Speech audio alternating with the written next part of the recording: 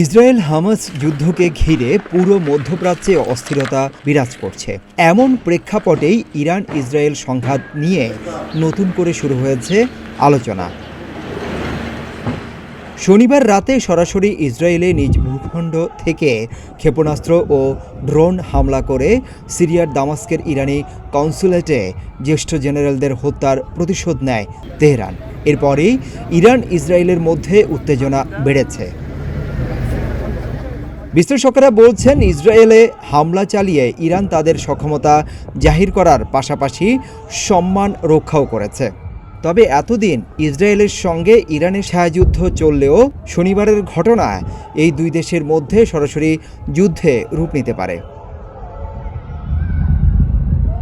এদিকে রাজনৈতিক বিশ্লেষকরা বলছেন, মার্কিন যুক্তরাষ্ট্র ইসরায়েলকে সমর্থন করে, আর চীন ও রাশিয়া সাধারণত ইরানকে সমর্থন করে। রাশিয়া ইরানকে সমর্থন করবে কারণ ইরান রাশিয়াকে ইউক্রেনে ব্যবহারের জন্য ড্রোনের মতো সামরিক উপাদান দিয়ে সমর্থন করছে। রাশিয়া ইতিমধ্যে ইরানকে বিমান প্রতিরক্ষা ব্যবস্থার মতো কিছু উন্নত সরঞ্জাম সরবরাহ করে এবং ইরান ও রাশিয়া উভয়ই সিরিয়ায় আসাদ সরকারকে সমর্থন করে। যেহেতু ইরান আত্মঘাতী ড্রোন, ক্ষেপণাস্ত্র এবং রকেট ব্যবহার করে বহুমুখী আক্রমণ শুরু করেছে, সরাসরি ইসরায়েলকে চ্যালেঞ্জ করছে। এমন প্রেক্ষাপটে সবাই তৃতীয় বিশ্বযুদ্ধের সম্ভাবনা নিয়ে উদ্বিগ্ন। অনেকে বিশ্বাস করেন যে যদি তৃতীয় বিশ্বযুদ্ধ শুরু হয় তবে দুটি পক্ষ থাকবে একটি নেটো, মার্কিন যুক্তরাষ্ট্র, ইসরায়েল ও যুক্তরাজ্যের সাথে, এবং অন্যটি রাশিয়া, চীন, ইরান, ইয়েমেন ও উত্তর কোরিয়ার সাথে।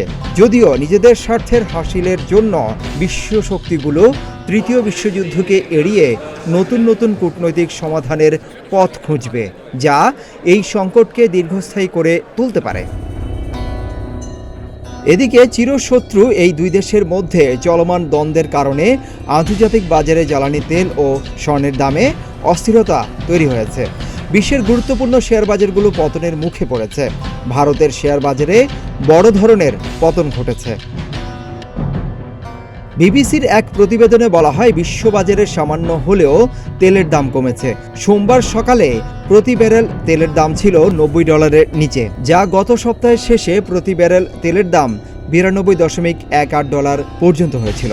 গত বছরের অক্টোবরের পর থেকে ধরলে সেটা ছিল সর্বোচ্চ। অবশ্য এই হামলার পর বিশ্ববাজারে আবারও বেড়েছে সোনার দাম।